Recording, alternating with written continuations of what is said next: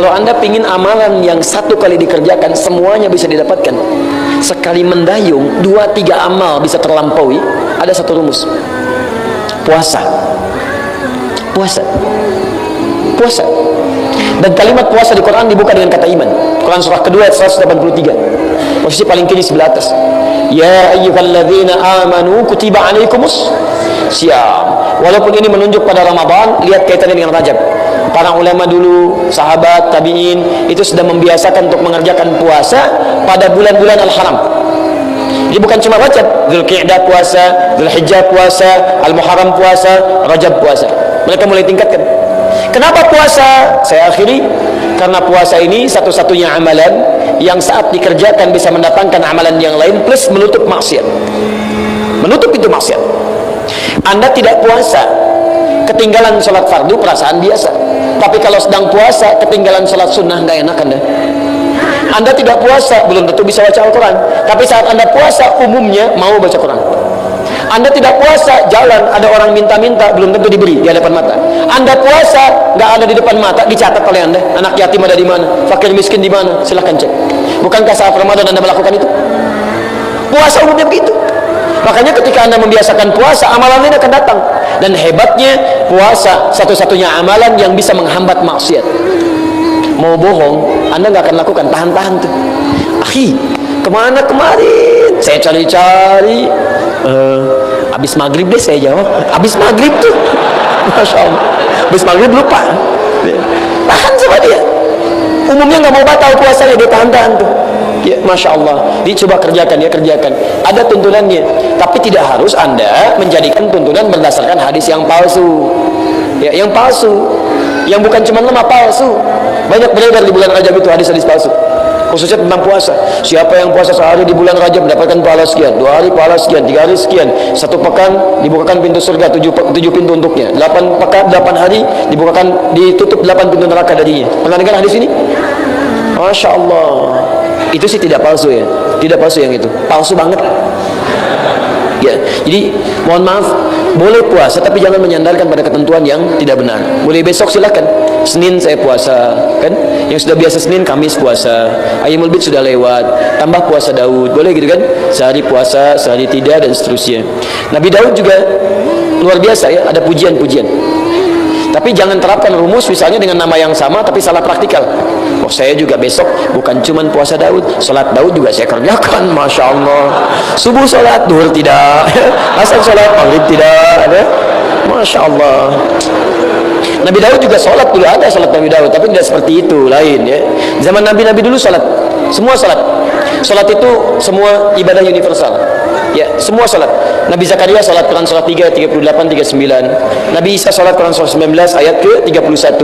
Nabi Ismail salat Quran surah ke-19 ayat 55. Dari Nabi Muhammad sampai Nabi Adam alaihissalam semua salat. Ya. Ahmad bin Abdullah bin Abdul Muttalib bin Hashim bin Abdul Manaf bin Qusay bin Murrah bin Kilab bin Ka'ab bin Ghalib bin Fihr bin Malik bin Nadar bin Kinana bin Khuzaimah bin Mudrika bin Ilyas alaihissalam bin Nizar bin Mudar bin Ma'ad bin Adnan bin Adi bin Adri bin Muqawwam bin Nahur bin Tari bin Ya'rub bin Jasud bin Nabit bin Ismail alaihissalam bin Ibrahim alaihissalam bin Azar atau bin Nahur bin Abir bin Kinan bin Akhfashad bin Sam bin Nuh alaihissalam bin Mihlail Matushala bin Kinan bin Ras bin Tis bin Adam alaihissalam. Di semua Nabi itu salat. Nabi aja salat, masa kita enggak? Jelas? Baik, disilahkan mulai besok perbaiki. Saya jawab ini dulu sedikit, setelah itu kita coba akhiri dulu supaya nanti ada sesi terakhir besok dan banyak hal spesial besok nanti di Ar-Rahman di Kota Baru Parahyangan insyaallah. Ya, saya jawab dulu ini beberapa bagian.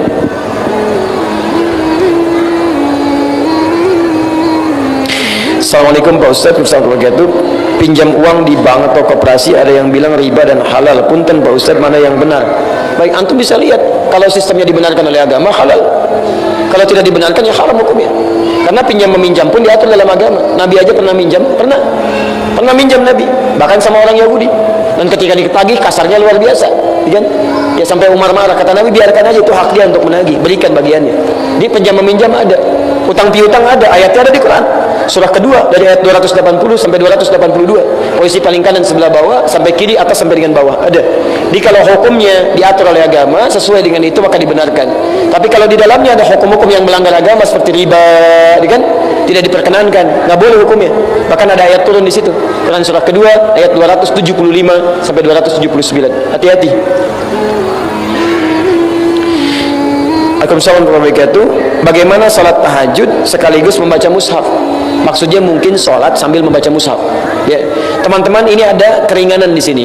Jadi kalau Anda tunaikan salat sunnah yang sifatnya sendirian, atau Anda berjamaah tapi menjadi makmum, maka itu masih boleh, Anda fleksibel sifatnya, boleh Anda pegang mushaf misalnya, boleh ya, untuk sekedar memberikan kenyamanan dalam bacaan atau dengan tujuan meningkatkan bacaan atau meningkatkan hafalan, itu boleh, nggak ada masalah, dengan catatan mushaf yang Anda gunakan tidak mengganggu kekhusyuan Anda dalam sholat.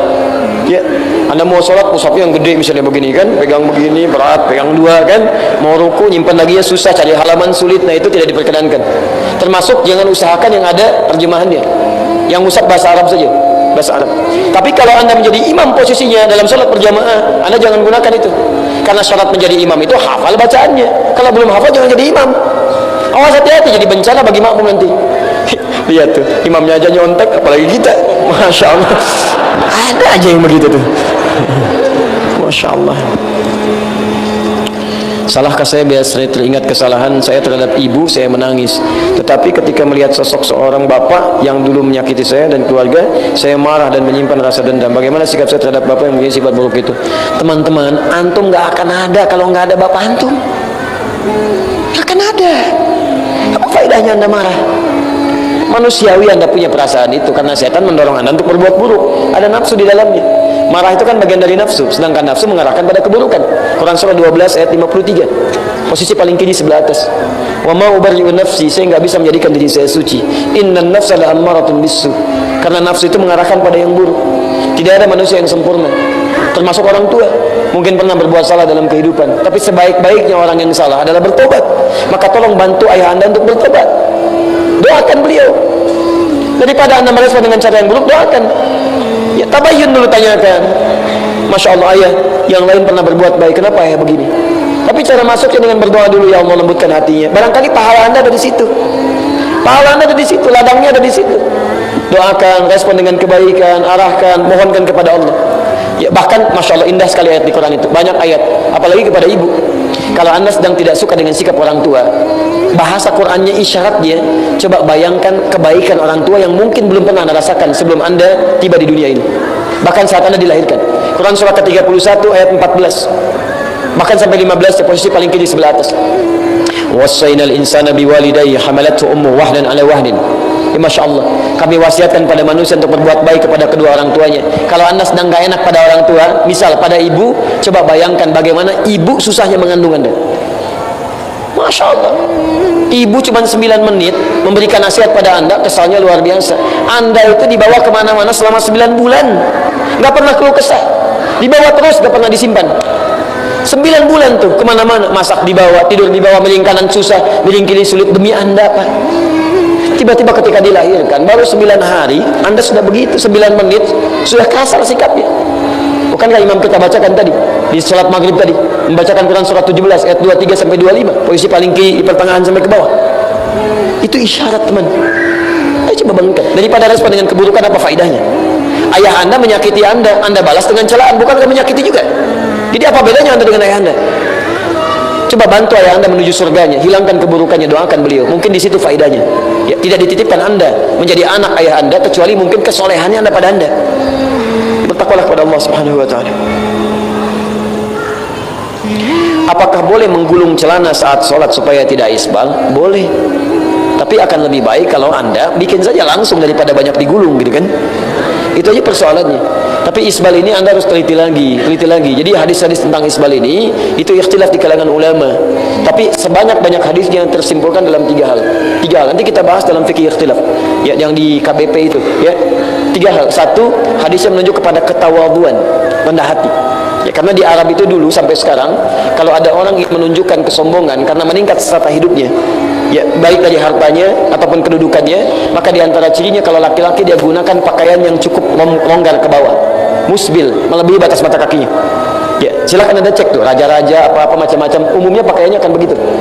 Bukan berarti sombong, bukan. Ada yang menunjukkan bahwa status sosialnya tinggi. Beda. Kalau perempuannya dia gunakan perhiasan yang berlebihan. gelangnya dia pakai di tangan, di kaki, kalau jalan kicik gitu kan. Nah, itu terdengar bahwa dia sedang meningkat status sosialnya.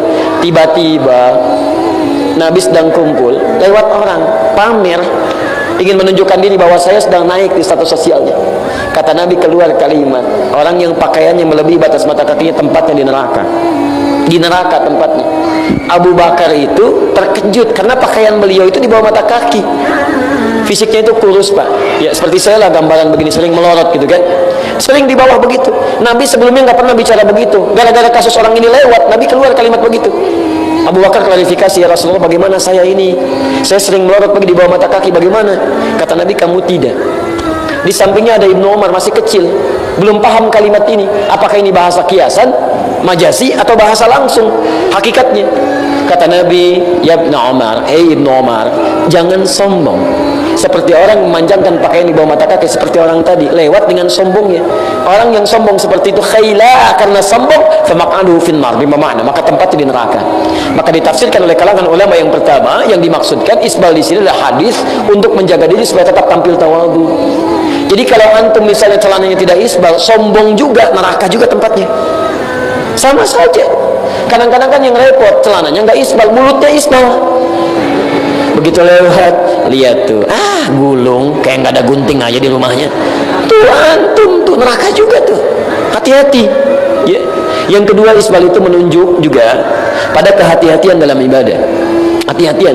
Dulu pernah terjadi seorang sahabat sholat, kata Nabi, innallaha la yaqbalu sholata musbilin. Allah nggak terima sholat orang yang celananya kepanjangan. Faliyatawadda, maka wudu lagi, dia wudu lagi, balik lagi, sampaikan lagi, sampai 3 kali. Setelah 3 kali dia sholat, Nabi tidak menegur lagi. Perhatikan, ini sering hadisnya digunakan oleh sebagian orang untuk menunjuk dalil. Tuh kan, sholatnya aja nggak diterima. Tapi orang ini tidak mendalami mana hadisnya. Salah kesimpulannya. Salah. Saya pernah diberhentikan di Bekasi. Setelah sholat subuh, imami ceramah, mau masuk ke mobil, dipotong di tengah jalan oleh 2 orang. Tokoh, satunya sekretarisnya. Ustaz, mohon maaf saya ingin tanya, menurut Ustaz bagaimana hadis tentang Allah tidak menerima sholat yang celananya isbal? Masya Allah, maksudnya Ustaz celananya kepanjangan, sholat kita nggak diterima tuh, gitu kan? Dengan bahasa yang lain. Oh akhil karim, hadisnya di sini kan? Oh iya, di hadis solin Ustaz. Taib, saya punya beberapa pertanyaan, saya bilang sebelum kita simpulkan. Satu, bukankah Nabi di hadis itu menyuruh untuk wudu lagi orang itu? Iya Ustaz. Baca hadisnya? Iya Ustaz. Pertanyaan saya, kalau yang salah celananya kenapa disuruh wudu? Harusnya ganti celana. Kalau yang salah celananya harusnya ganti pakaian, bukan disuruh wudu. Diam. Baik, pertanyaan kedua, kalau yang keliru celananya, bukankah dia wudu sampai 3 kali dan yang ketiga dia sholat tidak ditegur lagi oleh Nabi? Iya. Bukankah mengenakan pakaian yang sama? Iya. Pertanyaan saya, kalau yang salah pakaiannya, kenapa saat yang ketiga Nabi tidak menegur lagi? Mendiamkan, membenarkan sholat dengan pakaian yang sama. Diam. Saya bilang, akhi, disinilah pentingnya belajar hadis dengan mendalami ilmu hadis. Lihat asbabul wurudnya.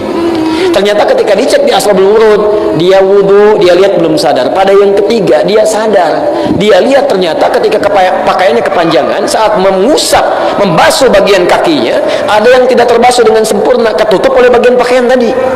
Dia menduga ini mungkin yang dimaksudkan oleh Nabi. Begitu dia basuh, dia sholat, Nabi tidak menegur lagi. Maka yang kedua ini disimpulkan oleh para ulama, hadis isbal ini adalah kehati-hatian dalam ibadah. Maka antum tolong gunakan pakaian dengan hati-hati supaya tidak mengganggu dalam proses ibadah. Mungkin saat wudu terbasuh dengan sempurna, tapi saat jalan najis menempel tanpa antum tidak sadari, terbawa, tergusur dan sebagainya. Makanya coba bikin yang kira-kira ketika Anda digunakan, baik digunakan tapi juga bisa dijadikan sebagai langkah preventif supaya kotoran-kotoran tidak menempel. Bikin. Saya selalu bikin pakaian tuh, celana misal kalau saya di atas mata kaki sedikit tuh. Tapi ya begini sifatnya, fisiknya. Kadang-kadang yang melorot lagi, kadang melorot lagi. Ya, tapi kadang-kadang ada orang kreatif. Begitu ngelihat, masya Allah digambar video, ceklik foto, tampilkan. Nih Ustadz nih, masya Allah. Kadang isbal, kadang tidak, muazanah, masya Allah. Nah, itu kadang-kadang tuh kasihan gitu, kasihan.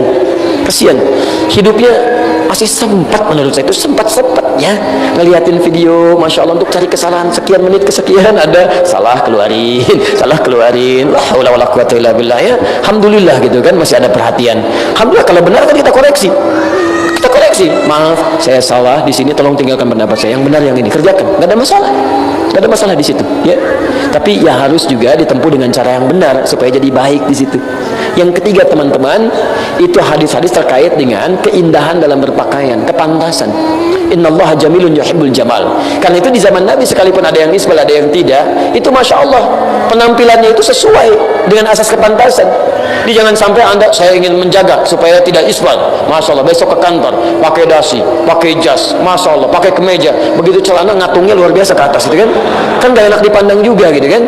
Dicari yang sebaik-baiknya, sesuainya, terapkan dalam kehidupan yang tiga ini. Karena itu ada yang ingin ketat, saya ingin selamat aja deh, cari yang selamat, saya gak mau isbal. Jangan dipersalahkan, itu pilihan, jangan saling mencela. Karena itu pilihan, dia mengambil hadis untuk yang paling ketat, dia tafsirkan itu.